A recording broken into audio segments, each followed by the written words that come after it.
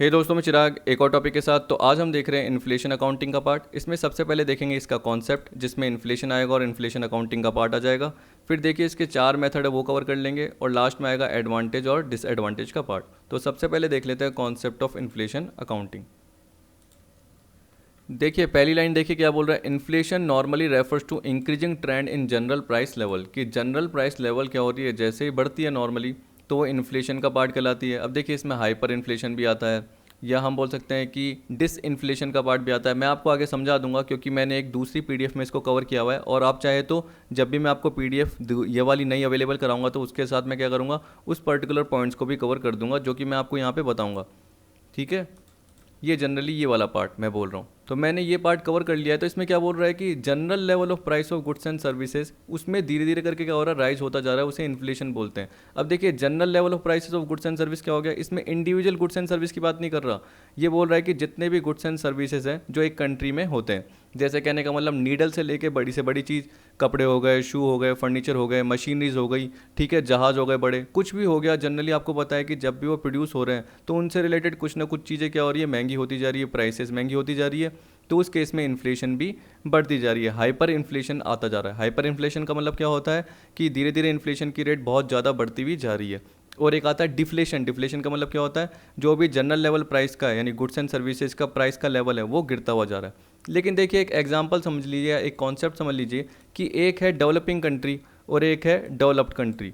ठीक है, मैं ऐसे बोल देता हूँ कि एक इंडिया है जो कि डेवलपिंग कंट्री है, और जो यूएस है वो डेवलप्ड कंट्री है, आपको पता है। तो इंडिया में हम बोल सकते हैं कि देखिए पॉवर्टी है, अनएम्प्लॉयमेंट है, और ग्रोथ के चांसेस भी है। हम बोल सकते हैं कि यहाँ पे रॉ मटेरियल आपको सस्ते में अवेलेबल हो जाएगा, या बोल सकते हैं लेबर सस्ते में अवेलेबल हो जाएगा। तो बाहर की कंपनीज यहाँ पे इन्वेस्टमेंट करने की सोचेगी। इन्वेस्टमेंट करेगी तो क्या करेगी, वो प्रोडक्शन करेगी, गुड्स एंड सर्विसेज प्रोड्यूस करेगी। तो यहाँ पे क्या होगा, एम्प्लॉयमेंट बढ़ेगा। देखिए एम्प्लॉयमेंट बढ़ेगा तो जैसे मेरे मानिए कि मैं क्या था, अनएम्प्लॉयड था, मैं बेरोजगार था, मुझे जॉब मिल गई। तो अब मुझे पता है कि पहले तो मैं जीरो कमा रहा था, अब मैं 20,000 कमा रहा हूँ। तो पहले तो क्या है कि मेरे पापा ये मुझे क्या करते थे, गुड्स या कंजम्पशन का जो भी पार्ट है, फूड वूड जो है, नॉर्मल हमारा गुजारा चल रहा था। लेकिन जैसे ही मेरा लिविंग स्टैंडर्ड बढ़ गया तो मेरी क्या हो जाएंगे, खर्चे भी बढ़ जाएंगे, मेरी डिमांड भी बढ़ जाएगी। सीधी सी बात है, मैं मोबाइल भी रखने लग जाऊंगा, फर्नीचर ले लिया, टीवी ले लिया, क्या पता और ज़्यादा इनकम हो गई तो कार ले लिया। इस तरीके से अच्छी अच्छी चीज़ें, अच्छे कपड़े पहनने लग गया। तो यहाँ पे बोल रहा है कि हर चीज़ की क्या हो जाएगी, एक तरीके से डिमांड बढ़ जाएगी। डिमांड बढ़ेगी तो क्या होगा, सीधी सी बात है, प्राइस भी बढ़ेगी। प्राइस क्यों बढ़ेगी, क्योंकि आप सोचिए कि जो भी एक प्रोड्यूसर है वो बोलता है कि मैं एग्रीगेट सप्लाई इतनी करूँगा। मतलब जितने भी प्रोड्यूसर है कंट्री में वो क्या सोच रहे हैं कि हम एग्रीगेट सप्लाई, मतलब कंज्यूमर जितनी भी डिमांड करेगा उसके हिसाब से हम प्लान कर लेते हैं कि हम इतना सप्लाई करेंगे। लेकिन कंज्यूमर ने डिमांड ज़्यादा कर ली, एग्रीगेट डिमांड ज़्यादा हो गई। क्यों, क्योंकि उसकी इनकम बढ़ी। इनकम बढ़ी तो क्या हो गया, उसकी डिमांड बढ़ी। डिमांड बढ़ी तो उस केस में क्या हुआ, aggregate demand is greater than aggregate supply. कि जितना प्रोड्यूसर ने सोचा था, प्लान किया था कि इतना मैं प्रोड्यूस करूंगा, उससे ज़्यादा डिमांड होने लग गई। तो उस केस में क्या होगा, वो अपनी प्राइसेस बढ़ा देगा गुड्स की। प्राइसेस गुड्स की बढ़ा देगा, क्यों, क्योंकि उसके पास इतना स्टॉक अवेलेबल ही नहीं है कि जो वो कस्टमर की डिमांड को पूरा कर सके। तो उस केस में वो प्राइसेस बढ़ा देगा, वो बेनिफिट उठाने की करेगा। तो अपने आप प्राइसेस बढ़ेगी तो इन्फ्लेशन का पार्ट भी आ जाएगा। अब देखिए इसके अलावा उस लाइन में ये भी दे रखा था कि in other words it is a state, यानी ये वो पोजीशन है in which the purchasing power of money goes down. ठीक है, और इस पर्टिकुलर जो मैंने पॉइंट में कवर कर रखा है, यहाँ पे भी ये बोल रखा है, it can also be defined as a decline in the value of the monetary unit. यानी मनी की परचेजिंग पावर कम हो रही है। याद रखना, आपकी तो इनकम बढ़ रही है, मतलब आपकी जो भी मनी इनकम है बढ़ रही है। आप पहले क्या करते थे, जीरो कमाते थे, अब 20,000 कमा रहे हो, या पहले आप 20 कमाते थे, अब आप 50,000 कमा रहे हो, ये मान के चलो। तो आपकी तो इनकम बढ़ रही है, लेकिन ये क्या बोल रहा है, परचेजिंग पावर ऑफ मनी। इसका मतलब क्या है, पहले कोई चीज़ आपको 20 रुपीज़ की मिलती थी, अब अगर वो 30 रुपीज़ की मिल रही है, तो मान के चलो अगर आपके पास 200 रुपये हैं तो 20 × 10 के हिसाब से आप क्या करोगे, उसकी 10 यूनिट्स ही खरीद पाओगे, 200 रुपीज़ स्पेंड करने के लिए। लेकिन अब मान के चलो कि अगर वो 30 रुपीज़ हो गई, तो आप देख सकते हो कि उसकी कितनी खरीद पाओगे। मैंने एग्जाम्पल भी टिपिकल ले लिया, यानी अराउंड मान लीजिए कि 6 से 7 यूनिट ही आप खरीद पाओगे, क्योंकि आप 30 × 6 या समथिंग पॉइंट करोगे तो कितना आ जाएगा, 200 रुपीज़ आपका पूरा स्पेंड हो जाएगा। यानी 6 to 7 यूनिट ही खरीद पाओगे। पहले कितनी खरीद पा रहे थे, 10 यूनिट, अब कितनी खरीद पा रहे हो, 6 to 7 यूनिट। तो purchasing power of monetary unit, यानी मनी की परचेजिंग पावर आपकी कम हो जाएगी। सीधी सी बात है, महंगी हो जाएगी। या सिंपल एग्जांपल देखिए ना, अगर आप क्या कर रहे थे, 10 यूनिट मांग रहे थे और 10 रुपये की एक थी, तो पहले आप क्या करते थे, 100 रुपीज़ स्पेंड करते थे। अब मान के चलो कि वो 10 रुपये की प्राइस की जगह 20 रुपीज़ की हो जाएगी, और अगर आप 100 रुपीज़ स्पेंड करोगे तो 20 × 5, इसका मतलब पहले आपको 10 यूनिट्स मिलती थी, अब आपको कितनी मिलेगी, सिर्फ 5 यूनिट ही मिलेगी। तो पर आपकी क्या है, इनकम भी बढ़ गई, तो एक तरीके से आप डिमांड भी कर रहे हो, तो सीधी सी बात है प्राइसेस भी बढ़ेगी ही बढ़ेगी, गुड्स एंड सर्विसेज की प्राइसेस बढ़ेगी ही बढ़ेगी, और इन्फ्लेशन का पार्ट आपका आएगा ही आएगा। इसे जनरली हम बोलते हैं डिमांड पुल इन्फ्लेशन। याद रखना, aggregate demand is greater than aggregate supply. Aggregate demand का मतलब क्या है कि बायर आपसे जो चीज़ें खरीदना चाहता है साल के दौरान, यानी एक तरीके से वो प्लान कर रहा है कि मैं इतनी चीज़ें खरीदूंगा, जबकि एग्रीगेट सप्लाई का मतलब क्या हो गया, सप्लायर ये चाहता है कि मैं इतनी चीज़ें बेच सकता हूँ, तो वो डिमांड के अकॉर्डिंग सोचेगा, लेकिन कभी कभी क्या होता है वो सक्सेसफुल नहीं हो पाता, क्योंकि कंज्यूमर की इनकम बढ़ जाती है, तो उस केस में क्या करता है वो बहुत चीज़ें खरीदने लग जाता है, क्योंकि वो सोचता है कि अब तो मैं कार भी खरीद लूँगा और भी चीज़ें ले लूँगा, तो अच्छी अच्छी चीज़ें लूँगा, अच्छी अच्छी चीज़ें लूँगा, तो उस हिसाब से क्या होगा, एग्रीगेट डिमांड भी क्या हो जाएगी, बढ़ जाएगी। अब देखिए, आप बोलोगे अमेरिका में ऐसे क्यों नहीं होता, जनरली वहाँ पे इन्फ्लेशन इतनी ज़्यादा क्यों नहीं होती, या डिस इन्फ्लेशन क्या बोल सकते हैं, कहने का मतलब जो इंक्रीज होता है लेकिन धीरे धीरे होता है, इतना ज़्यादा हाइपर इन्फ्लेशन नहीं होता। ऐसा क्यों होता है, क्योंकि देखिए वहाँ पे पहले से ही हाई लिविंग स्टैंडर्ड है, उनके पास वो सारी चीज़ें अवेलेबल है, वहाँ पे इंफ्रास्ट्रक्चर फैसिलिटी पहले से ही डेवलप हुई है, गवर्नमेंट एक तरीके से क्या है बहुत ज़्यादा रेवेन्यू कमा रही है, और एक्सपेंडिचर इतना है ही नहीं, क्योंकि वो पहले से ही डेवलप है। ठीक है, अब उस केस में क्या है, सारे पर्सन वैसे सेटिस्फाइड है। अगर उनकी इनकम बढ़ती है, मान के चलो कि उनकी इनकम कितनी है, 2 लाख रुपीज़ किसकी है, और 2,50,000 हो जाती है, तो एक तरीके से वो 2 लाख में भी उसके बच ही रहे थे, लेकिन अब उसके 50,000 और ज़्यादा हो गए, तो और सेविंग करने लग जाएगा, वो ज़्यादा एक्सपेंडिचर नहीं करेगा। तो आप ऐसे देख सकते हो, अगर आपने मैक्रो इकोनॉमिक्स पढ़ी है तो मार्जिनल प्रोपोंसिटी टू कंज्यूम देखा होगा, कि जैसे आपकी एडिशनल इनकम बढ़ती है तो उस पर आप एडिशनल कंजम्पशन एक्सपेंडिचर देखते होगे कितना हो रहा है। जैसे अगर 100 से मेरी इनकम 120 हुई, तो उस केस में मेरा एक्सपेंडिचर पहले कितना था, मान के चलो पहले 60 रुपीज़ था, अब कितना हो गया, ठीक है, 60 से कितना 80 हुआ, या 60 से कितना हुआ 74 हुआ, 75 हुआ। तो हम क्या देखते हैं कि एडिशनल 20 रुपीज़ की इनकम बढ़ने से एडिशनल कितना कंजम्पशन एक्सपेंडिचर बढ़ा, वो क्या कहलाता है, marginal प्रोपोंसिटी to consume.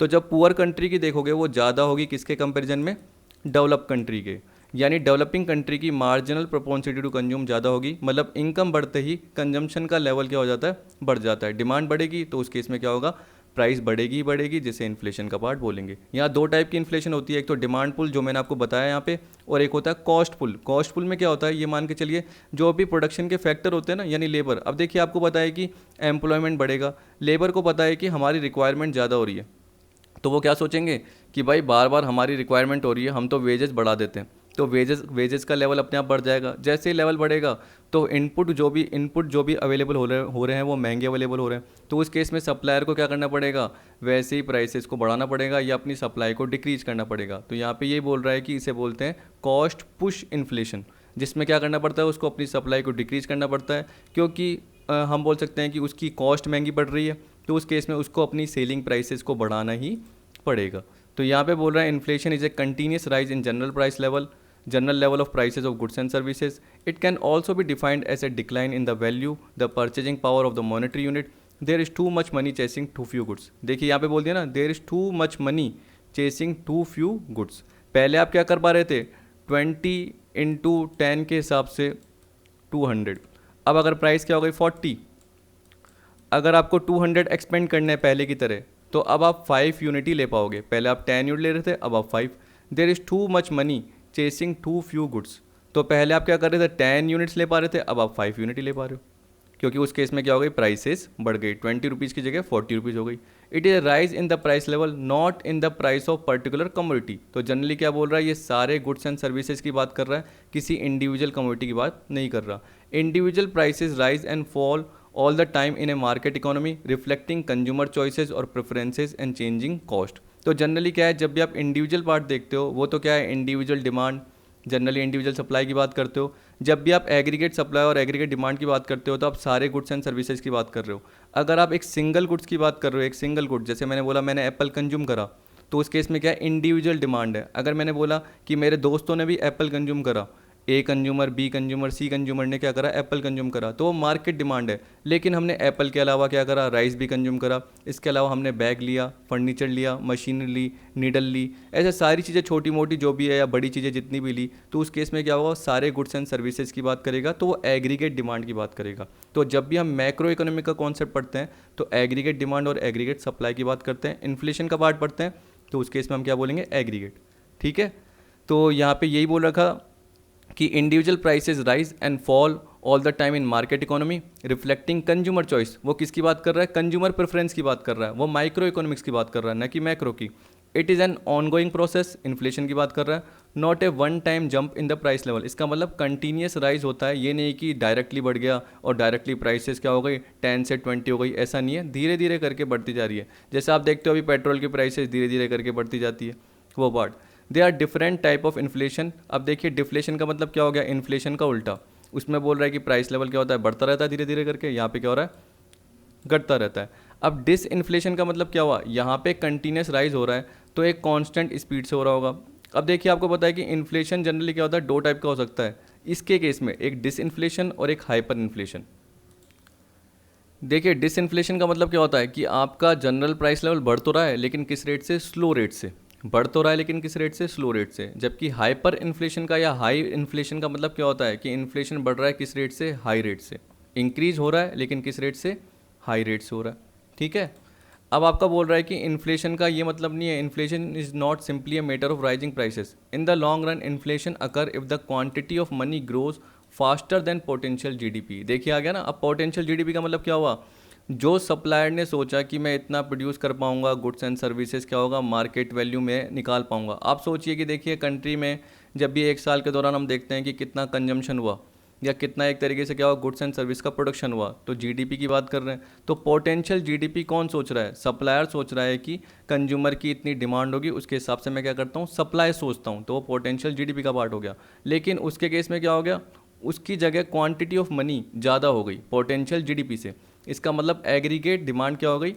Aggregate supply से ज़्यादा हो गई। ऐसे भी हो सकता है। एग्रीगेट डिमांड क्यों बढ़ी? क्योंकि आप देखिए गवर्नमेंट क्या कर रही है? एक्सपेंडिचर कर रही है। जब भी हम डेवलपिंग कंट्री की बात करते हैं तो बजटेड डेफिसिट होता है। बजटेड डेफिसिट का मतलब क्या होता है?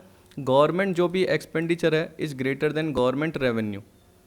देखिए आपको पता है कि जब भी हम डेवलप कंट्री की बात करते हैं अमेरिका की, तो वहाँ पे तो क्या होगा? Government revenue is greater than government expenditure, क्योंकि गवर्नमेंट ने पहले से ही सारी फैसिलिटी, इंफ्रास्ट्रक्चर फैसिलिटी प्रोवाइड कर रखी है।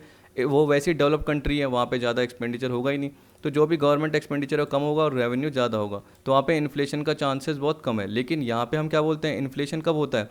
जब government expenditure is greater than government revenue. ये आपने देखा होगा बजट, टाइप्स ऑफ बजट में, तो हल्का सा मैंने आपको पॉइंट बता दिया कि जनरली ये होता है। अब यहाँ पे देखिए मैंने टिपिकली इसलिए कवर कर रहा हूँ क्योंकि इन्फ्लेशन में लोगों को दिक्कत होती है।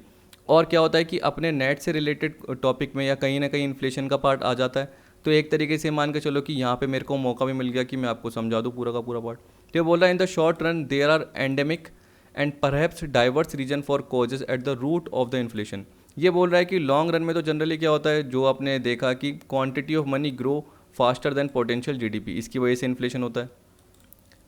लेकिन देखिए शॉर्ट रन में जनरली क्या हो सकते हैं? बहुत सारे फैक्टर हैं। एक्सटर्नल फैक्टर हो सकते हैं, इंटरनल फैक्टर हो सकते हैं, उसकी वजह से भी। इंटरनल तो नहीं, एक्सटर्नल फैक्टर ही जनरली होंगे। आप बोल सकते हो कि लेबर की प्राइसेस बढ़ गई, मटेरियल जो है वो क्या मिल रहा है? महंगा मिल रहा है। तो ऐसी वजह से भी क्या हो सकता है? इन्फ्लेशन का पार्ट आपका हो सकता है।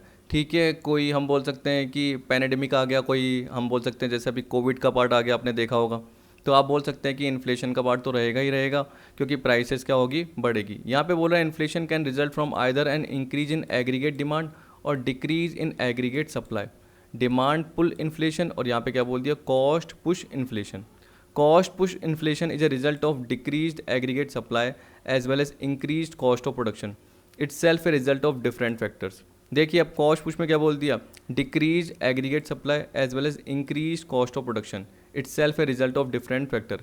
It basically means that prices have been pushed up by increase in the cost of any of the production factor, money wage rate and money price of raw material. मैंने आपको ये बताया कि लेबर बढ़ जाएगी और रॉ मटेरियल की prices भी क्या हो जाएगी? बढ़ जाएगी। तो उस केस में क्या हो गया? फैक्टर ऑफ प्रोडक्शन बढ़ गया। फैक्टर ऑफ प्रोडक्शन बढ़ गया तो सीधी बात है आपके गुड्स की प्राइसेस भी महंगी होगी ही होगी। When companies are already running at full production capacity, क्योंकि कंपनी पहले से ही फुल प्रोडक्शन पे काम कर रही है, उनको क्या है? वर्कर की ज़रूरत है। वर्कर वैसे ही काम कर रहे हैं। वर्कर क्या बोल रहे हैं कि मैं दूसरी जगह भी जा सकता हूँ, मेरे को हायर वेजेस मिल रही है, तो मेरे को क्या चाहिए? ज़्यादा सैलरी चाहिए। रॉ मटेरियल जहाँ से भी चाहिए वहाँ से क्या मिल रहा है? महंगा मिल रहा है। इंक्रीज कॉस्ट कहाँ पास करेंगे? कंज्यूमर को। कैसे? जनरल प्राइस लेवल को बढ़ा के। और डिमांड पुल में क्या बताया था? जहाँ पे मैंने बताया कि जो total demand goods and services की है वो टोटल सप्लाई से ज़्यादा है, मतलब aggregate demand is greater than aggregate supply. Buyers in the essence bid prices up and cause inflation. Buyer जब भी ज़रूरत में होगा वो क्या करेगा? डिमांड ज़्यादा कर रहा है, तो उस केसेस में क्या होगा? सप्लायर क्या करेगा? प्राइसेस बढ़ाएगा, जिसके थ्रू क्या होगा, इन्फ्लेशन बढ़ जाएगी। This excessive demand usually occur in an expanding economy. इसका मतलब क्या हुआ, ऐसे इकोनॉमी जिसमें खर्चे ज़्यादा हैं। इसका मतलब क्या हो गया, जहाँ गवर्नमेंट एक्सपेंडिचर, जैसे मैंने बोला, is greater then government revenue. ठीक है, यानी गवर्नमेंट क्या कर रही है, बजट में बहुत ज़्यादा एक्सपेंडिचर कर रही है, तो वो बजटेड डेफिसिट का पार्ट बन रहा है। उस केस में क्या होगा, देखिए आप सोचिए कि गवर्नमेंट क्या कर रही है, बहुत ज़्यादा नोट प्रिंट कर रही है, तो उसकी भी कॉस्ट लग रही है, क्योंकि मार्केट में मनी फ्लो हो रहा है। मार्केट में मनी फ्लो, क्योंकि government expenditure is equal to क्या हो गया, पब्लिक की इनकम। पब्लिक की इनकम बढ़ेगी, इनकम बढ़ेगी तो डिमांड बढ़ेगी, डिमांड बढ़ेगी तो प्राइसेस बढ़ेगी। ऐसे लॉजिकल सोचिए, नॉर्मल, आपको आराम से समझ में आ जाएगा।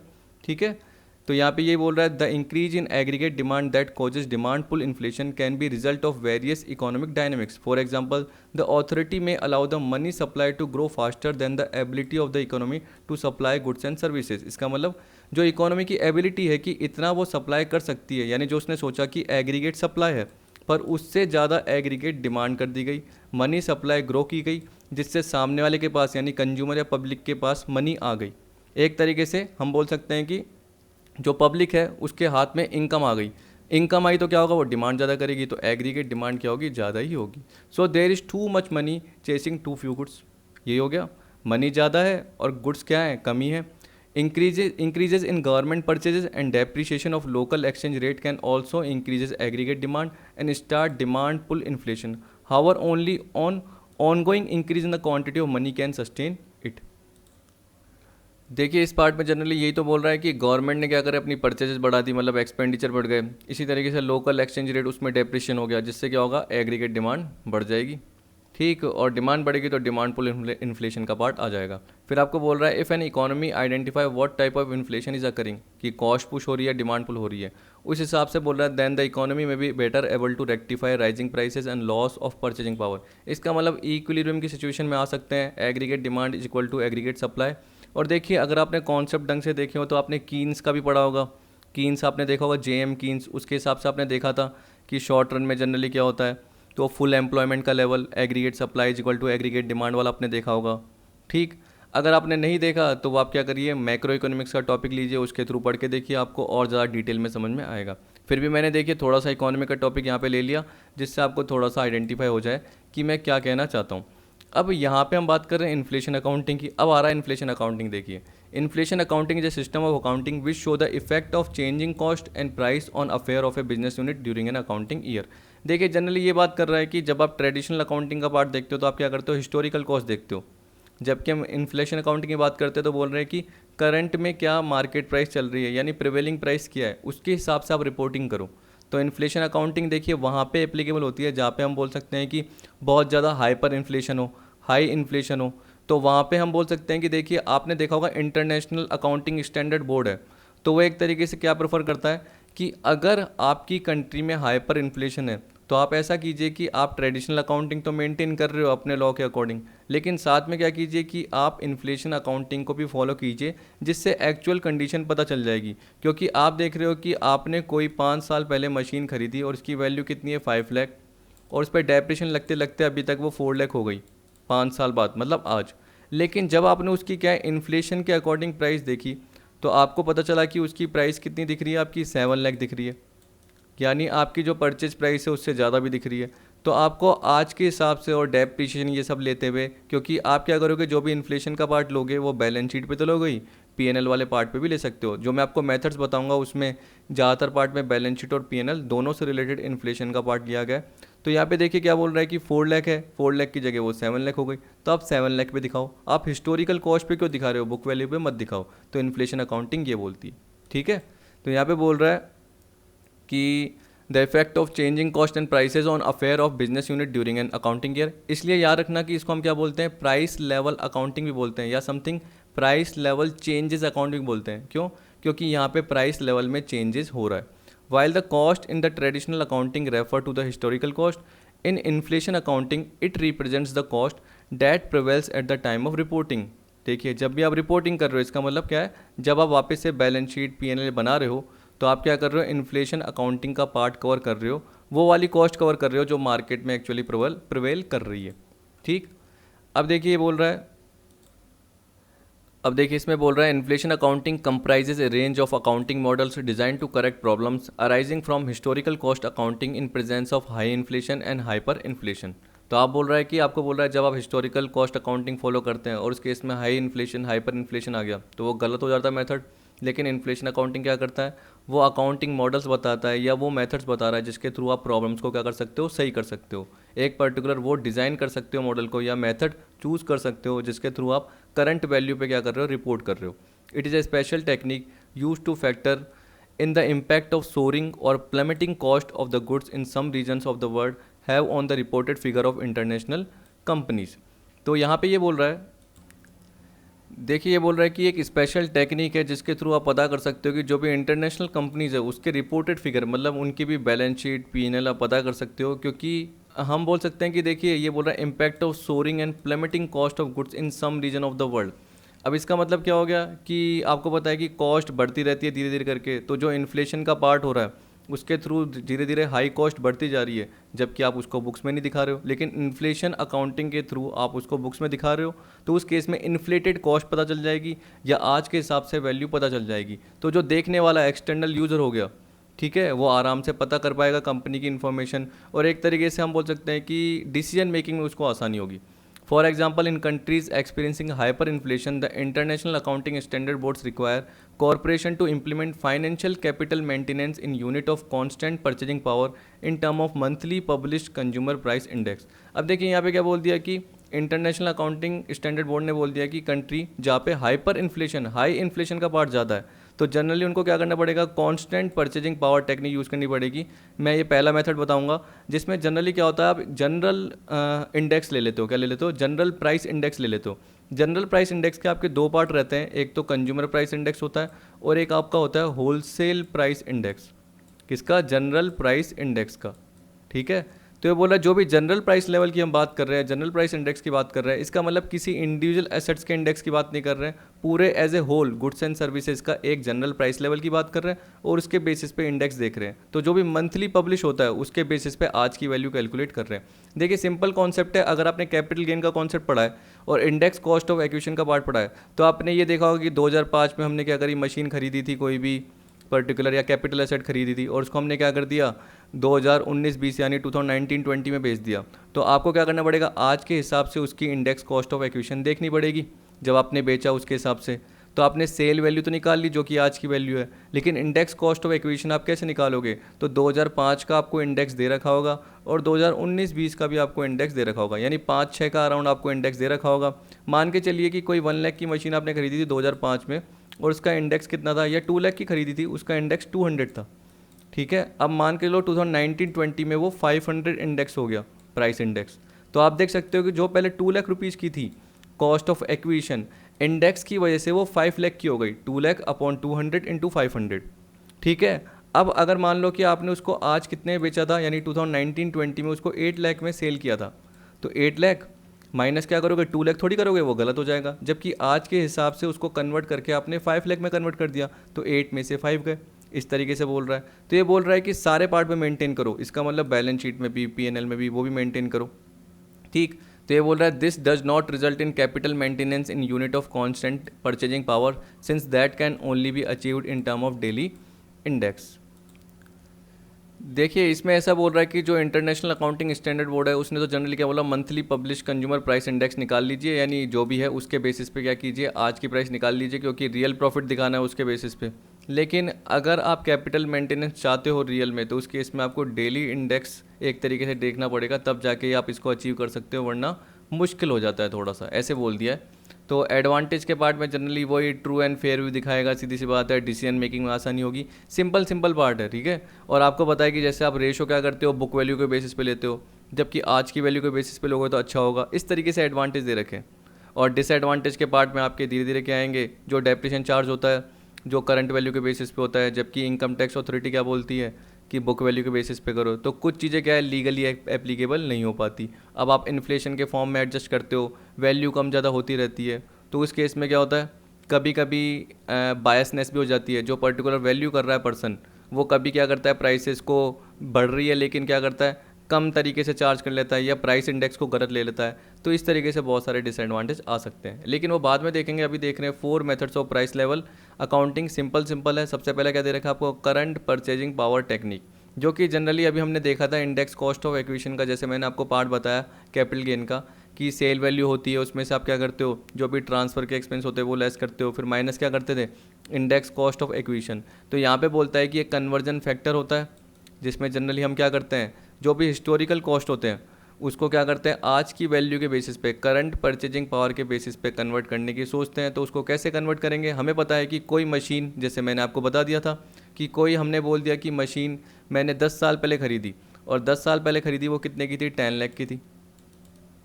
ये मान के चलिए 2010 में ख़रीदी और उसका इंडेक्स कितना था, 100 था। अब मैंने 2020 में उस मशीन को बेच दिया, ठीक है, और मैं मान के चल रहा हूँ कि इंडेक्स का पार्ट कितना है, 400 है 2020 में। तो आप देख सकते हो 10 लाख अपॉन 100 इंटू 400 करोगे तो कितना हो जाएगा, ये 40 लाख हो जाएगा। अब देखिए 2020 में हमने इसको 60 लाख में बेच दिया, तो सेल वैल्यू तो आज की है। तो हमने क्या कर दिया, जो 10 लाख की वैल्यू थी उसको आज के हिसाब से कन्वर्ट करके 40 लाख कर दिया। तो वो कॉस्ट ऑफ एक्विजिशन आ गई आपकी इंडेक्स के अकॉर्डिंग, आज के अकॉर्डिंग, 2010 के अकॉर्डिंग नहीं, 2020 के अकॉर्डिंग आ गई। 60 में से जैसे 40 लेस करेंगे तो 20 लाख आपका प्रॉफिट दिख जाएगा। ऐसे हम बोलते थे ना जनरली कैपिटल गेन वाले पार्ट में। अब आपको पता है कि थोड़ा सा उसमें चेंज भी हुआ है, पहले इंडेक्स का पार्ट अलग लेते थे 1981, अब आप 2001 का पार्ट लेते हो। तो वो तो देखिए आप टैक्स वाले पार्ट में देखेंगे। यहाँ पे बस समझाने के लिए बता रहे हैं कि एक कन्वर्जन फैक्टर होता है। कन्वर्जन फैक्टर का मतलब क्या होता है कि आपका जो पहले का इंडेक्स था, जिसे हम बोल सकते हैं प्रीवियस ईयर का इंडेक्स, या जब भी हमने खरीदी थी उससे रिलेटेड इंडेक्स, और यहाँ पे जो बोल रखा है वो क्या है, करंट ईयर का इंडेक्स।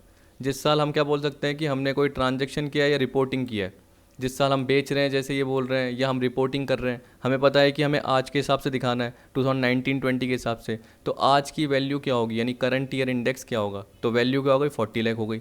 60 में 40 गए तो 20 लाख प्रॉफिट। अगर आप 60 में 10 लेस करते तो आपका कितना प्रॉफिट दिखता, 50 दिखता, जो कि गलत दिख रहा है, जबकि प्रॉफिट कितना होगा, 20 होगा। तो ये बोल रहा है कि यहाँ पे बैलेंस शीट और P&L दोनों ही पार्ट को, उनसे रिलेटेड जो भी बहुत सारे आइटम्स होंगे फाइनेंशियल स्टेटमेंट से रिलेटेड, यानी बैलेंस शीट और P&L से रिलेटेड, उनको आपको एडजस्ट करना पड़ेगा। जो भी उनकी हिस्टोरिकल कॉस्ट है वो मत लीजिए, या हिस्टोरिकल कॉस्ट को अगर आप ले रहे हो तो क्या करो, उसको इंडेक्स के अकॉर्डिंग कन्वर्ट करके आज की वैल्यू में कन्वर्ट कर दीजिए, ये बोल रहा है। तो देखिए क्या बोल रहा है, current purchasing power technique of accounting require the company to keep their records and present the financial statement on conventional historical cost basis, but it further requires presentation of supplementary statement in items of current purchasing power of currency at the end of accounting period। लेकिन क्या बोल रहा है, presentation of supplementary statement in item of current purchasing power of currency at the end of accounting period. इसका मतलब अगर आप आज अकाउंटिंग कर रहे हो तो आप क्या कर रहे हो, आज की वैल्यू के अकॉर्डिंग सप्लीमेंट्री स्टेटमेंट बना रहे हो, जिसमें आप क्या कर रहे हो, नॉर्मल हिस्टोरिकल कॉस्ट के बेसिस पे। हम ये बोल सकते हैं कि देखिए आप ट्रेडिशनल अकाउंटिंग के बेसिस पे तो अकाउंटिंग करोगे, क्योंकि अकाउंटिंग प्रिंसिपल है, अकाउंटिंग स्टैंडर्ड है, उसके अकॉर्डिंग फॉलो करके बनाओगे। लेकिन साथ साथ क्या कर रहे हो, हाइपर इन्फ्लेशन चल रही है आपकी कंट्री में, तो आप उसके अकॉर्डिंग करंट वैल्यू के अकॉर्डिंग, करंट परचेजिंग पावर के अकॉर्डिंग क्या कर रहे हो, स्टेटमेंट बना रहे हो, एक सप्लीमेंट्री स्टेटमेंट बना रहे हो। ये बोल रहा है इस मेथड में। देखिए ये बोल रहा है कि इस मेथड में जनरली जो भी फाइनेंशियल स्टेटमेंट के वेरियस आइटम होते हैं, मतलब बैलेंस शीट और P&L के जो भी वेरियस आइटम होते हैं, वो एडजस्ट होंगे किसके बेसिस पे, रिकॉग्नाइज जनरल प्राइस इंडेक्स के बेसिस पे, जो कि कौन प्रिपेयर करता है, रिजर्व बैंक ऑफ इंडिया। अब जनरल प्राइस इंडेक्स में क्या आता है, मैंने आपको बताया था, एक तो CPI कंज्यूमर प्राइस इंडेक्स और होलसेल प्राइस इंडेक्स। जनरली मैं मान के चलिए कि ये वाले कंज्यूमर प्राइस इंडेक्स का यूज़ कर लिया जाएगा, होलसेल प्राइस का कम किया जाएगा, ये मान के चल लीजिए, क्योंकि देखिए इतना टिपिकल नहीं है। अब इसमें क्या है, जनरल प्राइस इंडेक्स का अगर फॉलो कर रहे हैं तो लिमिटेशन भी हो सकती है। क्यों, क्योंकि आप मान के चलिए कि आपके बिजनेस में बहुत सारी एसेट होती है। अब आप मान के चल रहे हो कि किसी एक एसेट में फ्लक्चुएशन हुआ ही नहीं, और फिर भी आप जनरल प्राइस इंडेक्स के पार्ट को ले रहे हो टोटल के फॉर्म में। यही हो गया, आपको पता है कि उस पर्टिकुलर एसेट में, या आप मान के चलो कि आपके बिजनेस में 10 एसेट है और 2 में तो फ्लक्चुएशन हुआ ही नहीं, लेकिन जनरल प्राइस इंडेक्स लगाने की वजह से उन 2 एसेट को भी आपने साथ में ले लिया और उनके भी फ्लक्चुएशन को दिखा दिया, जबकि वो फ्लक्चुएशन तो हुआ ही नहीं। तो एक तरीके से ये लिमिटेशन हो गया। तो इस केस में हम बोल सकते हैं कि ये इंडिविजुअल एसेट्स के प्राइस इंडेक्स को नहीं लेता, ये पूरी एसेट्स के, टोटल एसेट्स के पार्ट को, टोटल लाइबिलिटीज़ के पार्ट को, या P&L से रिलेटेड जितने भी आपके आइटम है उन सबको एक साथ देखता है। जैसे मैंने बोल दिया कि जैसे आप देखिए, हाँ चावल हो गया, राइस हो गया, या आप इसके अलावा और भी बोल सकते हैं। और क्या हो गया, पल्सेस हो गई, हाँ, स्पाइसेस हो गए, मसाले हो गए। तो आप देख सकते हो कि अगर इनका मैं बात कर रहा हूँ, राइसेस से रिलेटेड बोल रहा हूँ कि 10% प्राइस चेंज हुआ, पल्सेस की बात कर रहा हूँ कि 15% प्राइस से चेंज हुआ, स्पाइस में क्या बोल रहा हूँ कि चेंज ही नहीं हुआ। तो आप अलग अलग बात कर रहे हैं, लेकिन यहाँ पे आप क्या कर रहे हैं, जनरल प्राइस की बात कर रहे हैं, मतलब इन सब का एक साथ पार्ट देख रहे हैं टोटल में। तो ये एक तरीके से थोड़ा सा गलत मेथड हो गया। सिंपल मेथड है। अब आपको पता है कि ये पहला मेथड था, धीरे धीरे करके डेवलपमेंट हुआ, उसके बाद क्या हुआ, इंडिविजुअल पार्ट आया। अगले मेथड में क्या आएगा, इंडिविजुअल प्राइस इंडेक्स आएगा, जिसे आप स्पेसिफाइड या स्पेसिफिक प्राइस इंडेक्स भी बोलते हैं, जबकि यहाँ पे क्या है, जनरल। तो यहाँ पे बोल रहा है main objective of this method is to take into consideration the change in the value of money as a result of change in the general price level.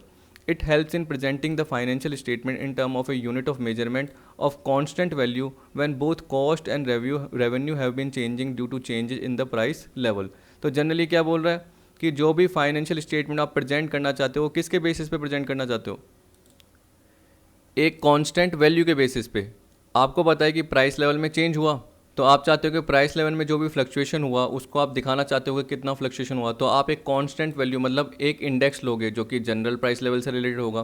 तो आज के बेसिस पे जो इंडेक्स है वो आपने मल्टीप्लाई कर दिया, उसके बेसिस पे क्या होगा, आज की वैल्यू निकल के आ गई। जैसे मैंने आपको बोला था ना कन्वर्जन फैक्टर, देखिए मैं क्यों बोल रहा हूँ, क्योंकि मैंने पर्टिकुलर यहाँ पे फॉर्मूला कवर नहीं किया, वैसे फॉर्मूला कवर होता है कन्वर्जन फैक्टर का, और फॉर्मूला क्या होता है, previous year index upon, sorry previous year नहीं, करंट ईयर इंडेक्स ऐसे बोलेंगे, divide by previous year index होता है, ऐसे होता है, ठीक है। क्योंकि आपको पता है कि साथ में जैसे आप हिस्टोरिकल अमाउंट को मल्टीप्लाई करोगे तो उसके हिसाब से आज की वैल्यू निकल के आ जाएगी। हिस्टोरिकल अमाउंट मतलब क्या हुआ, जब आपने परचेज़ किया था, जैसे मैंने आपको बताया था एग्जांपल में कि 10 लाख की आपने क्या करी, मशीनरी खरीदी थी, और उसका जो प्रीवियस ईयर का यानी जो भी उस पास्ट ईयर का इंडेक्स था, ये करंट ईयर का है और ये पास्ट ईयर का इंडेक्स है। तो जो पास्ट ईयर का इंडेक्स था वो कितना था आपका, ये 10 लाख की थी और 100 था, और यहाँ पे कितना था, 400 था। जैसे 10 लाख अपॉन 100 इंटू 400 करेंगे यानी करंट ईयर के हिसाब से कन्वर्ट हो जाएगा। तो इस तरीके से फॉर्मूला अपने आप बन के आ जाता है। तो सिंपल पार्ट है, कैपिटल गेन से रिलेटेड याद रखिए, आराम से समझ में आ जाएगा। फिर आपको बोल रहा है the technique of price level accounting has been followed by a number of companies in Germany, Australia, USA, but although this method is simple it may be consider as only a first step toward inflationary accounting. तो शुरुआती method है। अब देखिए बीच में मैंने यहाँ पे कुछ पॉइंट कवर कर दिए हैं कि ये बताने के लिए कि मॉनेटरी आइटम क्या होता है, यानी मॉनेटरी एसेट्स एंड लायबिलिटी क्या होती है, और non monetary assets and liability क्या होती है। देखिए इस मेथड में जनरली बोल रहा है कि आपने मॉनेटरी और नॉन मॉनेटरी दोनों पार्ट को ले लिया। नॉन मॉनेटरी तो लो अच्छी बात है, क्योंकि नॉन मॉनेटरी में क्या आते हैं आपके, देखिए याद रखना, land, building, machinery, furniture, plant, जो भी पार्ट है वो आता है, क्योंकि उनकी वैल्यू फ्लक्चुएट होती है। इन्वेंट्री भी आ जाता है, करंट एसेट का एक ही पार्ट आता है, इन्वेंट्री, मशीनरी, बिल्डिंग, फर्नीचर, ये बोल दिया। यानी याद रखना फिक्स एसेट के पार्ट आते हैं और इन्वेंट्री। क्यों, क्योंकि यहाँ पे जनरली आप बोल सकते हो नॉन मॉनेटरी में जो भी पार्ट होता है वो फ्लक्चुएट हो सकता है, ऊपर नीचे होता है। आपको पता है मशीनरी की वैल्यू कम ज़्यादा हो सकती है, इन्वेंट्री की value cost market value which is less, आप लेते हो ना कंजर्वेटिव अप्रोच, तो आपको पता है कि वो फ्लक्चुएट हो सकती है। लेकिन आप मान के चलिए कि जो कैश है या बैंक का पार्ट है वो आपके पास जो है एंड में, या आप बोल सकते हो वो तो रहेगा ही रहेगा, हाँ पेमेंट कर रहे हो तो वो कम ज़्यादा होगा, लेकिन हम क्या कर रहे हैं, रिवोल्यूशन का पार्ट नहीं बोल रहे, रिवोल्यूशन का पार्ट इसमें होता है। जबकि डेटर्स आपको पता है कि देखिए 1 लाख के है तो 1 लाख ही आपको मिलेंगे, डूबने के चांस हो सकते हैं, लेकिन रिवोल्यूशन थोड़ी बोला। क्रेडिटर है, हमें पता है कि 50,000 है तो हमें 50,000 पे करने पड़ेंगे, हम रिक्वेस्ट करेंगे तो वेव कर देंगे, लेकिन वो चेंज थोड़ी हो रहे हैं। चेंज जो भी हो रहा है वो जनरली मशीनरी, बिल्डिंग, मतलब रीवैल्यूएशन का पार्ट जो हो रहा है, रीअसेसमेंट बोलते हैं। जैसे हम बोलते हैं ना पार्टनरशिप में रीवैल्यूएशन कर रहे हैं एसेट्स एंड लाइबिलिटी का, एसेट्स का रीवैल्यूएशन और लाइबिलिटी का रीअसेसमेंट करते हैं। तो वैसे ही जनरली नॉन मॉनेटरी में करते हैं। लेकिन जो मॉनेटरी आइटम होते हैं जनरली वो क्या होते हैं, फिक्स होते हैं, कॉन्ट्रैक्ट के थ्रू या otherwise, regardless of changes in general price level. अब देखिए अगर आपने इनका इंडेक्स कैलकुलेट कर दिया तो क्या रहेगा, मैं आपको एक एग्जांपल के थ्रू बता देता हूँ। और यहाँ पे मॉनेटरी आइटम पहले देख लीजिए क्या बोल रहा है, debtors, creditor, bank balance, cash, redeemable preference share capital, loan. इसका मतलब क्या हुआ, जितनी भी लाइबिलिटीज़ है वो आ जाएगी, क्योंकि आपको उतनी ही पे करनी है। और जितनी भी आपकी करंट असेट है इन्वेंट्री को छोड़ के वो आ जाएगी, क्योंकि जनरली वो फ्लक्चुएट नहीं होगी, और वो कॉन्ट्रैक्ट मतलब क्या रहेगी, सॉरी वो फिक्स, क्यों वो क्या रहेगी, फिक्स रहेगी, स्टैटिक रहेगी। जबकि नॉन मॉनेटरी की बात करते हैं तो जनरली वो क्या रहता है, चेंजेस हो सकता है।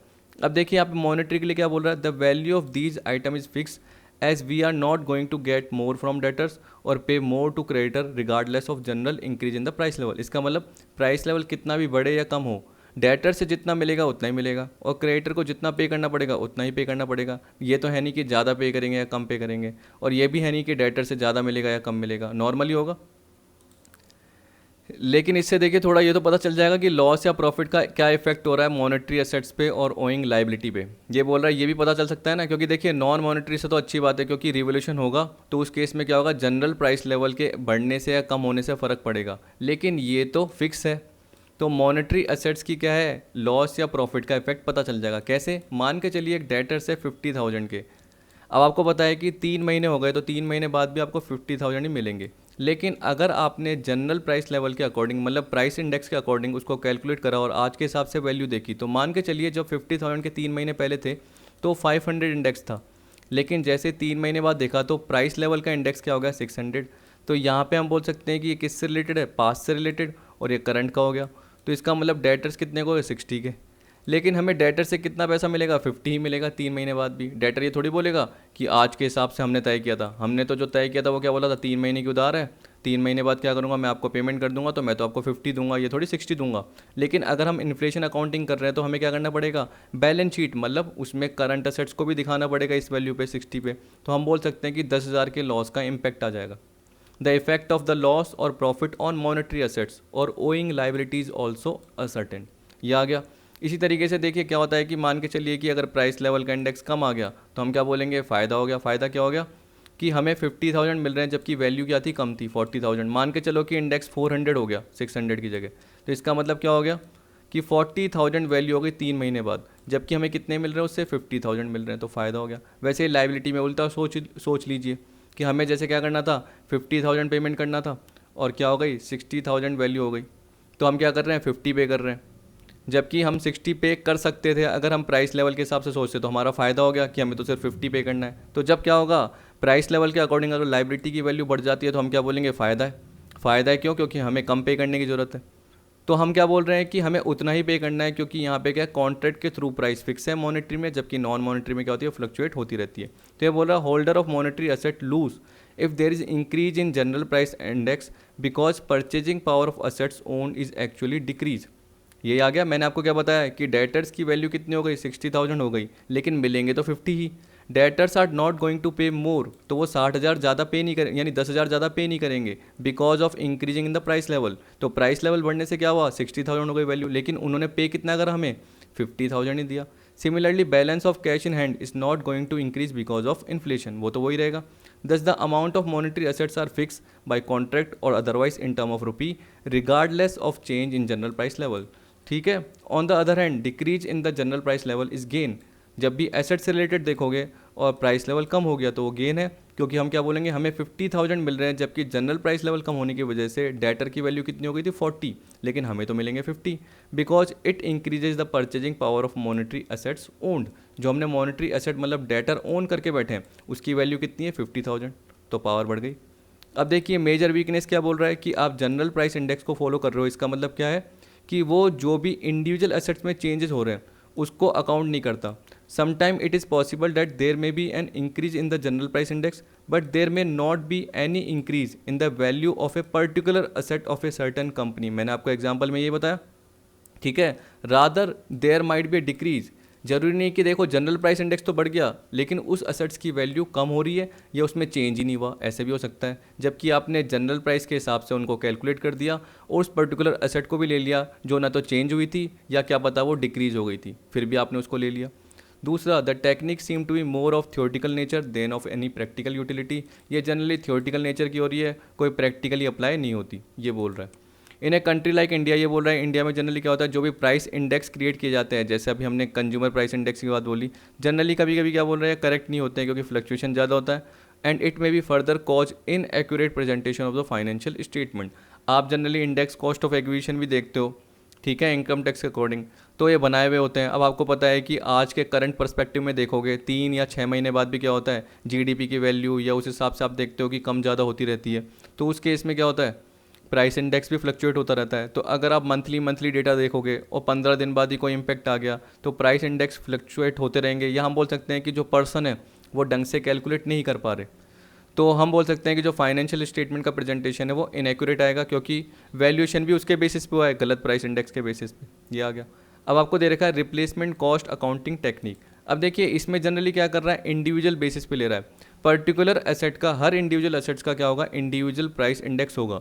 अब इसको भी लिमिटेशन के फॉर्म में भी बोल सकते हो, क्यों, क्योंकि बार बार सबका अलग अलग कैलकुलेट करने की जरूरत होगी। तो ऊपर वाले में क्या बोल दिया, ऊपर वाले में बोल दिया बैलेंस शीट और पीएनएल जब भी बनाते हो, यानी पहले वाले मेथड में जब भी बैलेंस शीट और पीएनएल बनाते हो तो आप जनरल प्राइस इंडेक्स लोगे। जनरल प्राइस में दो आता है, कंज्यूमर प्राइस और होलसेल प्राइस। किसने दिए थे, आरबीआई ने जनरली दिए हैं। लेकिन यहाँ पे हम किसकी बात कर रहे हैं, स्पेसिफिक प्राइस इंडेक्स की बात कर रहे हैं। हर पर्टिकुलर कंपनी की जो भी एसेट्स होगी, लाइबिलिटी होगी, उस पर इंडिविजुअल प्राइस इंडेक्स अप्लाई होगा। Replacement cost accounting technique is an improvement over current purchasing power technique. One of the major weaknesses of the current purchasing power technique is that it does not take into account the individual price index related to a particular यानी specific assets of the company। Her assets पे generally वो नहीं लेता था, पुराना वाला method. In the replacement cost accounting technique, the index used are those directly relevant to the company's particular asset and not the general price index. In this sense, the replacement cost accounting technique is considered to be an improvement over the current purchasing power technique। सीधी सी बात, normal.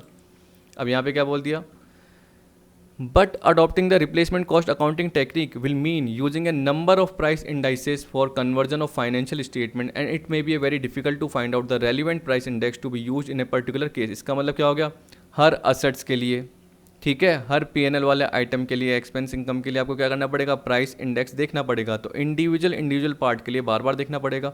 और आपको पता है कि biasness भी हो सकती है, क्यों, क्योंकि यहाँ पे सब्जेक्टिव अप्रोच रहती है। सब्जेक्टिव एलिमेंट का मतलब क्या है, देखिए आपके विचार अलग है, मेरे विचार अलग है। मैंने आपको बताया था जैसे बीएमएन एचआरएम वाले पार्ट में मैंने क्या बोला था कि आपको बुक्स पढ़ना पसंद है, मेरे को मूवी देखना पसंद है, ठीक है, मेरे को साइंटिफिक मूवी अच्छी लगती है, साईफाई बोलते हैं या समथिंग ऐसी बोलते हैं, और आपको क्या है, कॉमेडी मूवी पसंद है या रोमांटिक मूवी पसंद है। तो आपकी अप्रोच अलग है, मेरी अप्रोच अलग है। तो वैसे ही बोल रहा है कि further the replacement cost accounting technique provides for an element of subjectivity and on this ground it has been criticise by various thinker. इसका मतलब क्या हो गया, अलग अलग पर्सन अलग अलग सोच रखते हैं, तो प्राइस इंडेक्स किसी कंपनी के अलग होंगे, किसी कंपनी के अलग होंगे, ऐसे बोल रहा है।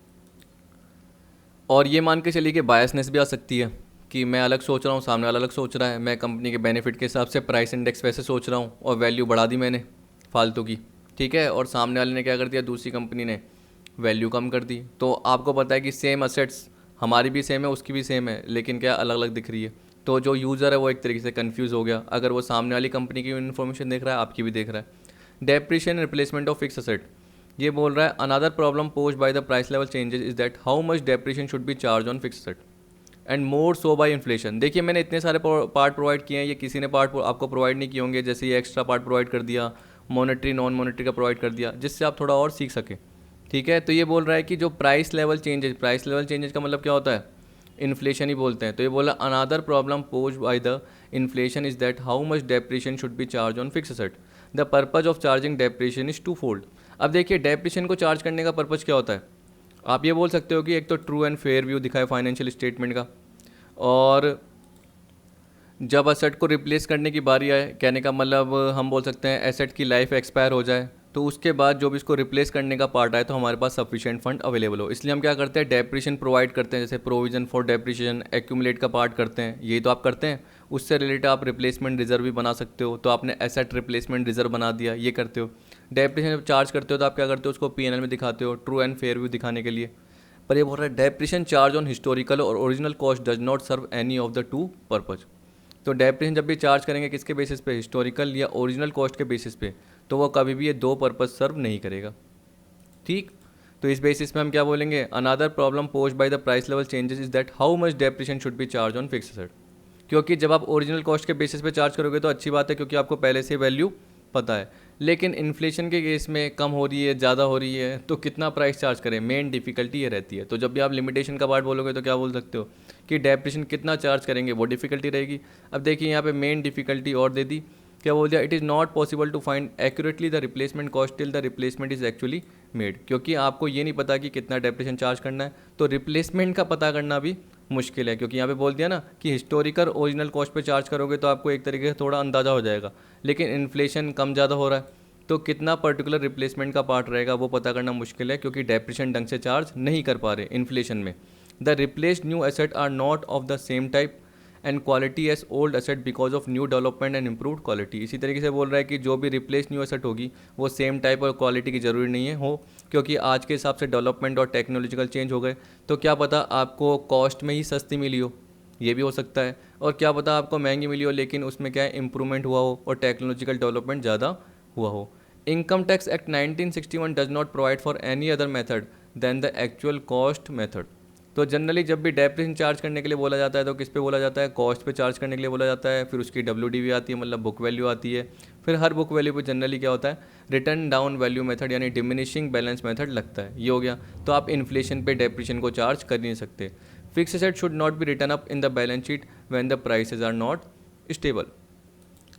देखिए इसका मतलब क्या है, अगर इन्फ्लेशन का पार्ट है, प्राइसेस कम ज़्यादा हो रही है, तो उस केस में फिक्स रेट को आप लिख ही नहीं पाओगे। इसलिए हम कहाँ पे आएंगे, फिर पुरानी वाली अप्रोच पे आना पड़ेगा। तो एक तरीके से ये भी लिमिटेशन इसकी दे दी। फिर पुरानी अप्रोच मतलब हमें हिस्टोरिकल कॉस्ट वाले पार्ट पे आना पड़ेगा और बुक वैल्यू पे ही चार्ज करना पड़ेगा। अब आपके दो और बचे हैं, एक है करंट वैल्यू और एक है करंट कॉस्ट अकाउंटिंग टेक्निक।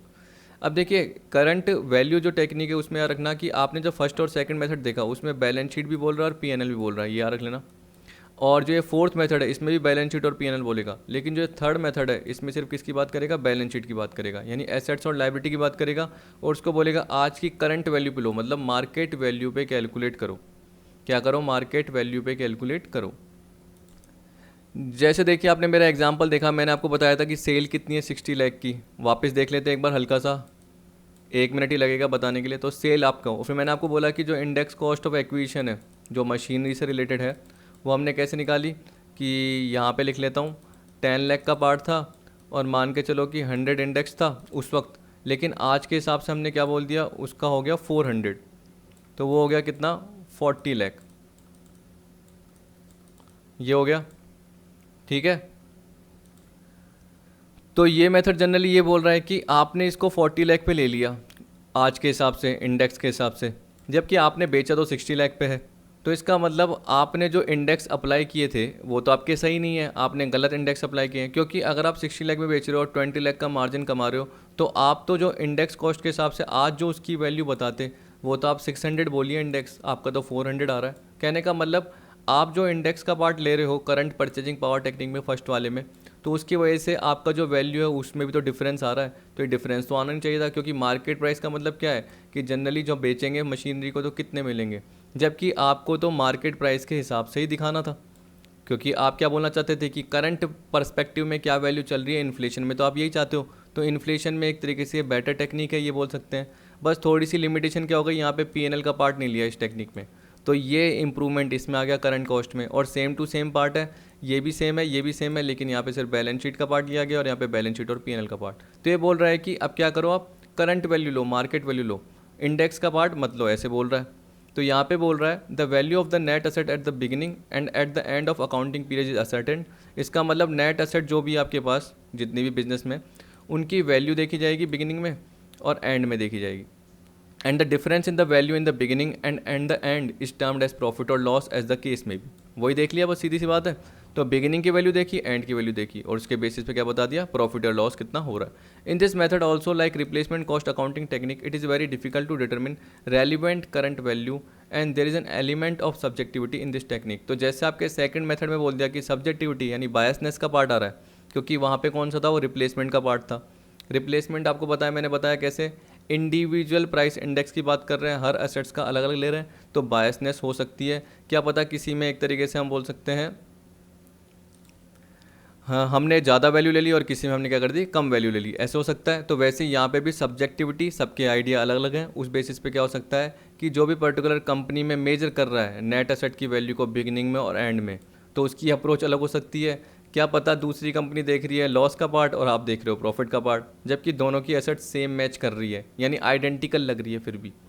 अब देखिए यहाँ पे बोल दिया करंट कॉस्ट अकाउंटिंग टेक्निक, ये बोल रहा है ये किसने दिया है, the British government had appointed a committee known as Sandilands committee under the chairmanship of mister Francis CP Sandilands to consider and recommend the accounting for price level changes. ये आ गया।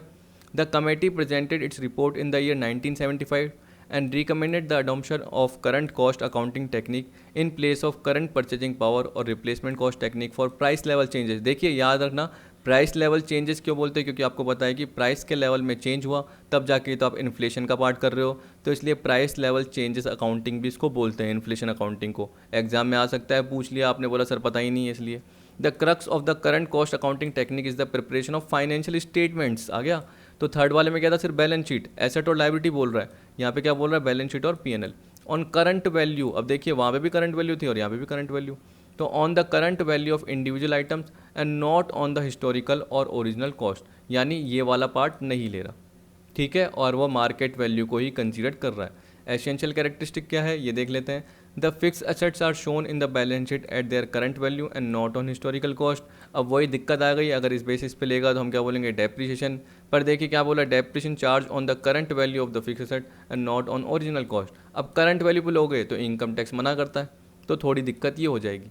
तो कैरेक्टरिस्टिक में क्या बोल रहा है कि फिक्स एसेट को करंट वैल्यू पे दिखाएंगे, डेप्रिसिएशन भी क्या करेंगे, करंट वैल्यू पे, इन्वेंट्री स्टॉक को वैल्यू किस पे करेंगे, बैलेंस शीट पे, करंट रिप्लेसमेंट कॉस्ट पे on the date of the balance sheet and not cost or market which is lower. जो कि आपको पता है कि आप अकाउंटिंग कॉन्सेप्ट जो भी जनरली पढ़ते हो उसमें देखते थे, cost or realisable value which is less बोलते थे ना, उस पर नहीं दिखाओगे, करंट रिप्लेसमेंट कॉस्ट पे दिखाओगे। The cost of goods sold is calculated on the basis of their replacement cost to the business and not on their original cost, ठीक है। तो यहाँ पे यही बोल रहा है। अब देखिए इन्वेंट्री का पार्ट भी और गुड्स बेचने का पार्ट भी वही opening plus purchase minus closing, जो भी पार्ट आएगा वो रिप्लेसमेंट कॉस्ट के बेसिस पे दिखाओगे। The surpluses arising out of revolution are transfer to revolution reserve and are not available for distribution and dividend to shareholder. तो ये बोल रहा है कि सरप्लस जो भी अराइज होगा रेवोल्यूशन पे, वो सारा रेवोल्यूशन रिजर्व पे जाएगा और उसको आप डिविडेंड के फॉर्म में डिस्ट्रीब्यूट करने के लिए काम में नहीं लोगे। In addition to the balance sheet and PNL account and appropriation account and a statement of changes prepared. तो ये बोला बैलेंस शीट और पीएनएल के साथ साथ एक एप्रोप्रिएशन अकाउंट बनाओगे, पीएनएल एप्रोप्रिएशन, और साथ में स्टेटमेंट ऑफ चेंजेस बनाओगे कि इक्विटी में या आपकी कैपिटल में कितना जनरली चेंज हुआ। अब देखिए इसमें दे रखा था एक तरीके से प्रेजेंटेशन का पार्ट, इसलिए मैंने बता दिया। अब आपको बोल रहा है the current cost accounting technique has been preferred to the current purchasing power technique of price level accounting. देखिए यहाँ पे इसको क्या बोल रहे हैं, इन्फ्लेशन को, वही प्राइस लेवल अकाउंटिंग। तो ये बोल रहा है कि करंट परचेजिंग पावर की जगह इसको प्रेफर किया जा रहा है जो हम पढ़ रहे हैं method, as it is a complete system of inflation accounting. The financial statements prepared under this technique provide more realistic information and make a distinction between profit earn from business operation and the gain arising from change in price level. क्योंकि देखिए अगर आप आज के market के perspective में देख रहे हो तो बहुत अच्छी बात है, और उसमें आप क्या कर रहे हो, सारे पार्ट को कवर कर रहे हो, ये नहीं कि सिर्फ बैलेंस शीट को, आप पीएनएल को भी कवर कर रहे हो, तो अच्छी बात है। As depreciation under CCA is provide on current cost, the method prevent over statement of profit and keep the capital intact. देखिए वही करंट कॉस्ट अकाउंटिंग में आपने डेप्रिसिएशन को क्या करा, आज की वैल्यू के हिसाब से देखा, तो उस केस में क्या बोल रहा है, ये प्रिवेंट करेगा कि जो भी ओवर स्टेटमेंट हो जाता है प्रॉफिट में। क्योंकि आप सोचिए कि अगर आप हिस्टोरिकल कॉस्ट के बेसिस पे दिखा रहे हो और हिस्टोरिकल कॉस्ट के बेसिस पे डेप्रिसिएशन का पार्ट कम आ रहा है, डेप्रिसिएशन का पार्ट कम आएगा तो उस बेसिस पे क्या होगा, ट्रेडिशनल बेसिस पे प्रॉफिट का पार्ट ज़्यादा निकलेगा, प्रॉफिट आपका बढ़ा हुआ दिखेगा, ठीक है। जबकि अगर आप सीसीए करंट कॉस्ट या ऊपर वाली जो थर्ड वाली टेक्निक के हिसाब से देखोगे, चलो थर्ड वाली में तो क्या है कि डेप्रिसिएशन आएगा ही नहीं क्योंकि पीएनएल का पार्ट होता नहीं है। फोर्थ वाली जो ये टेक्निक देख रहे हो इसमें पीएनएल का पार्ट आया और आपने आज की वैल्यू के हिसाब से डेप्रिसिएशन निकाला, तो आपका एक्सपेंस ज़्यादा दिखेगा टू साइड में, तो आपका प्रॉफिट क्या है, ज़्यादा बढ़ा हुआ नहीं दिखेगा, वो नॉर्मली दिखेगा। तो एक तरीके से कम तो नहीं बोलेंगे, क्या दिखेगा, जो रियल में दिखना चाहिए था वही दिखेगा। तो ये बोला the method prevent over statement of profits and keep the capital intact, ये बोल दिया। फिर आपको बोल दिया the effect of the holding monetary item in term of gain and losses having an impact on the finance of the business is also highlighted. तो यहाँ पे ये बोल दिया कि जो भी मॉनेटरी, देखो मॉनेटरी आइटम क्या थे, ध्यान कीजिए, एक था मॉनेटरी, एक नॉन मॉनेटरी। मॉनेटरी में मैंने आपको क्या बताया, देखिए जो कांस्टेंट रहते हैं, क्या रहते हैं, कांस्टेंट रहते हैं, कॉन्ट्रैक्ट के थ्रू क्या रहते हैं, फिक्स रहते हैं, स्टैटिक रहते हैं। तो इसका मतलब क्या हुआ, जितनी भी लाइबिलिटीज़ हैं वो वाला पार्ट, चाहे नॉन करंट हो चाहे करंट, जैसे लोन हो गया, प्रेफरेंशियल कैपिटल आपने देखा था, रिडीम आपको करना पड़ता है तो उसी वैल्यू पे करना पड़ता है। और एसेट में क्या है, इन्वेंट्री को छोड़ के, कौन सी, करंट एसेट में इन्वेंट्री को छोड़ के, लॉन्ग टर्म नहीं, लॉन्ग टर्म की जो भी एसेट है, मतलब आपकी जो भी लैंड बिल्डिंग मशीनरी ये सारा पार्ट है वो नॉन मॉनेटरी है। तो मॉनेटरी में क्या आएगा आपका, कैश, बैंक, डेटर्स, ये सारा पार्ट आ जाएगा। इन्वेंट्री आपका चेंज होता रहता है तो वो नॉन मॉनेटरी है। फिक्स रेट आपकी चेंज होती रहती है तो नॉन मॉनेटरी, जो चेंज नहीं होती वो मॉनेटरी आइटम है। तो उस केस में क्या बोल रहा है कि अगर आपने इसको मेंटेन किया करंट प्राइस लेवल को, तो उस बेसिस पे क्या होगा, जो भी इफेक्ट है मॉनेटरी आइटम को होल्ड करने का कि भाई कम हुआ या ज़्यादा हुआ, प्रॉफिट हुआ या लॉस हुआ, उसके इम्पैक्ट को आप आराम से हाईलाइट कर सकते हो बिजनेस में, यानी दिखा सकते हो। However, there are many difficulty in the operation of CCA technique. It is very difficult to determine the value to the business of a real asset. मतलब जो भी आपके पास asset है उसकी real value दिखाना बहुत typical part है. There is an element of subjectivity in this technique. देखिए यहाँ पे भी आ गया, क्योंकि आप जब वैल्यू करोगे तो आपने क्या बोल दिया कि मार्केट वैल्यू ले रहे हैं, लेकिन उसमें भी आपका क्या हो सकता है, बायसनेस आ सकती है, और जैसे हम क्या बोलते हैं प्री जुडिशनेस का पार्ट आपका आ सकता है, यानी आप बायस हो सकते हो, सबकी अप्रोच अलग अलग होती है, आपकी भी अप्रोच अलग अलग हो सकती है, और क्या पता आप मार्केट वैल्यू के हिसाब से भी थोड़ा सा उसमें चेंजेस कर रहे हो. It does not hold good during the period of depression. तो जब भी डिप्रेशन का पार्ट आएगा इसको सही नहीं माना जाएगा, क्योंकि आप वैल्यू क्या कर रहे हो, ये मान के चलिए कि डिप्रेशन का पार्ट आ गया, तो उस केस में वैल्यू आपने बहुत ज़्यादा क्या दिखाई हुई है, गिरी हुई दिखाई है, ये भी हो सकता है. जबकि रियल में क्या होगा कि वो कॉस्ट से भी गिरी हुई दिख रही है, जबकि इतनी ज़्यादा वो गिरी हुई है ही नहीं वैल्यू फिर भी. तो इस तरीके से इम्पैक्ट पड़ सकता है. तो मैंने आपके ज़्यादातर पॉइंट कवर कर लिए, जो कि इतने ज़्यादा डिफ़िकल्टी ये वाले पार्ट कोई कवर नहीं करता. फिर मैं एडवांटेज और डिसएडवांटेज का पार्ट भी कवर करवा रहा हूँ. तो जल्दी जल्दी देखेंगे, क्योंकि देखिए टिपिकल नहीं है. आपको पता है कि अगर आप करंट वैल्यू के बेसिस पे देखोगे तो क्या दिखाएगा, एक रियल प्रॉफिट दिखाएगा, अच्छी बात है. Sufficient funds are available for replacement of fix asset, क्योंकि डेप्रिसिएशन जो चार्ज कर रहे हो किस पे, करंट कॉस्ट पे. तो अगर आपने पूरे मेथड देखे तब जाके आपको सिंपल लगने लग गया, मेरे को ज़्यादा समझाने की जरूरत ही नहीं है. अब देखिए क्या बोल रहा है, एसेट आप दिखा रहे हो करंट वैल्यू पे, या लाइबिलिटीज़ भी जो दिखा रहे हो, जनरली एसेट दिखा रहे हो करंट वैल्यू पे, तो क्या बोल रहा है, ट्रू एंड फेयर व्यू दिखा रहा है फाइनेंशियल पोजीशन का. It is helpful for manager decision as the anticipated and actual profits are expressed in rupees of the same purchasing power. मतलब जो आपने सोचा था और जो आपका एक्चुअल प्रॉफिट आ रहा है वो आप क्या कर रहे हो, सेम वे में दिखा रहे हो. जो आपने सोचा था सेम टू सेम वैसा ही आपका निकल के आ रहा है. तो उस केस में आपकी डिसीजन मेकिंग आसान हो रही है. It help in making better comparison of the profitability of two plants set up at different dates. क्योंकि आपको पता है कि अगर आपने 5 साल पहले कोई प्लांट सेटअप किया और आज आप वापस से क्या कर रहे हो, नया प्लांट या मशीनरी सेटअप कर रहे हो, तो 5 साल पहले प्लांट की वैल्यू हिस्टोरिकल थी, लेकिन अगर आपने उसको आज की वैल्यू के हिसाब से कन्वर्ट कर दिया प्राइस लेवल चेंजेस के अकॉर्डिंग, तो कंपैरिजन करने में आसानी रहेगी, because current value are taken for comparison purposes. Financial ratios, देखिए सीधी सी बात है, रिटर्न ऑन टोटल एसेट आ गया, रिटर्न ऑन कैपिटल एम्प्लॉयड आ गया, जैसे प्रॉफिटेबिलिटी रेशो आ गया, इसी तरीके से डेट इक्विटी रेशो का पार्ट आ गया आपका, ठीक है. प्रॉपराइटरी रेशो का पार्ट आ गया, प्रॉपराइटरी फंड अपॉन टोटल एसेट का आ गया, सॉल्वेंसी आ गया, डेट टू टोटल एसेट. तो इस तरीके से बहुत सारे रेशो होते हैं, इंटरेस्ट कवरेज रेशो आ गया. तो वो सारे पार्ट आपको आराम से पता चल जाएगा, किसके थ्रू, बिल्कुल सही पता चलेगा, यानी इन्फॉर्मेशन वैल्यू बेसिस पे ढंग से पता चलेगी, क्योंकि आप आज की वैल्यू कवर कर रहे हो. Financial ratio calculated under inflation accounting would provide more meaningful information, क्योंकि हिस्टोरिकल डेटा आपने नहीं लिया, सीधी सी बात. तो वैसे ही आपको यहाँ पे बोल रखा है a rate of return on capital employed, ये हटा देना. तो rate of return on capital employed adjusted to the current price index is more useful in the valuation of business by its owner, creator and management. तो जब भी आपको बताए कि देखिए सोचिए कि कैपिटल एम्प्लॉयड कितनी लगाई, तो उसमें एसेट का पार्ट फ्लक्चुएट हुआ ज़्यादा, और माइनस करंट लाइबिलिटी में जनरली इतना चेंज नहीं हुआ, आप बोल सकते हो. एसेट्स के पार्ट में आपका बहुत ज़्यादा चेंज हो गया, उसके थ्रू आपकी कैपिटल एम्प्लॉयड ज़्यादा दिख रही होगी. तो पहले आपकी कैपिटल एम्प्लॉयड कम दिख रही थी और उसके बेसिस पर आप क्या बोल रहे थे, बहुत अच्छी रिटर्न कमा रहे हैं. लेकिन आपको पता है कि जो प्रॉफिट को जैसे आपने कैपिटल एम्प्लॉयड से डिवाइड किया तो पता चला कि यार रिटर्न तो कम है, या क्या पता आपका जो एक्चुअल प्रॉफिट है वो ज़्यादा आ रहा हो, ऐसे भी हो सकता है, ठीक है. तो कुछ भी हो सकता है, कम ज़्यादा जो भी रिटर्न का पार्ट है कैपिटल एम्प्लॉयड का वो पता चल जाता है, क्योंकि आपने क्या करा, उसको करंट प्राइस इंडेक्स के बेसिस पे वैल्यू किया है. डिसएडवांटेज में क्या बोल रहा है, वही कि आपने तो क्या बोल दिया कि करंट वैल्यू के बेसिस पे जो भी फिक्स एसेट का पार्ट है उस पर डेप्रिसिएशन चार्ज होगा, जबकि इनकम टैक्स अथॉरिटी क्या करती है, इसको एक्सेप्ट नहीं करती है, और वो WDV यानी बुक वैल्यू के बेसिस पे जनरली चार्ज करना प्रेफर करती है, हिस्टोरिकल कॉस्ट के बेसिस पे प्रेफर करती है. कौन सा मेथड लेती है वो, WDV, रिटर्न डाउन वैल्यू, या डिमिनिशिंग बैलेंस जिसे बोला जाता है, या रिड्यूसिंग बैलेंस बोला जाता है. Too many calculation are involve for adjusting accounting to changing prices and making financial statement complicated. अब देखिए बार बार क्या कर रहे हो, आप इंडेक्स को फॉलो कर रहे हो, तो बार बार प्राइसेस चेंज हो रही है, तो आपका खुद का ही काम कॉम्प्लिकेट हो जाएगा. इसके अलावा आपको अकाउंटिंग के चार्जेस बहुत ज़्यादा देने पड़ेंगे, आपको इसके लिए क्या करना पड़ेगा, अलग से एम्प्लॉय रखने पड़ेंगे, ये हो सकता है. तो बहुत ज़्यादा फ्लक्चुएटिंग पार्ट हो जाएगा और फाइनेंशियल स्टेटमेंट बहुत ज़्यादा टिपिकल हो जाएगा, बार बार आपको बनाना पड़ रहा है. Charging depreciation is a process of depreciation of original cost of fixed asset over it's effective life. So charging anything in excess over the effective life of an asset is against the concept of depreciation. ये बोल रहा है कि depreciation का concept क्या होता है कि जो भी उसकी इफेक्टिव लाइफ है उसके दौरान जो भी फिक्स एसेट की कॉस्ट है वो पूरी धीरे धीरे करके खत्म होती जाएगी, ऐसे बोल रहा है. वैसे WDV में क्या होता है, हम क्या बोलते हैं कि वैल्यू खत्म नहीं होती फिक्स एसेट की, लेकिन फिर भी क्या कर रहे हो आप, प्रोसेस को धीरे धीरे चार्ज कर रहे हो उसकी यूजफुल लाइफ के दौरान. अगर आप SLM मेथड भी बोलते हो ठीक है, और एसेट की वैल्यू क्या होती है, पूरी ख़त्म हो जाती है, ऐसे माना जाता है। लेकिन यहाँ पे क्या बोल रहा है कि अगर आप करंट वैल्यू के बेसिस पे डेप्रिसिएशन चार्ज करोगे तो कभी कभी क्या होगा, आपका बहुत ज़्यादा डेप्रिसिएशन चार्ज हो जाएगा और माइनस में भी जा सकता है। So charging anything in axis over the effective life of an asset is against the concept of depreciation. तो जितना चार्ज करना था उससे ज़्यादा चार्ज कर दिया आपने करंट वैल्यू के बेसिस पे। Adjusting account to changing price is a never ending process because prices go on changing every day. Dynamic environment है, आपको पता है, फ्लक्चुएशन है, इन्फ्लेशन, प्राइसेस कम ज़्यादा होती रहती है।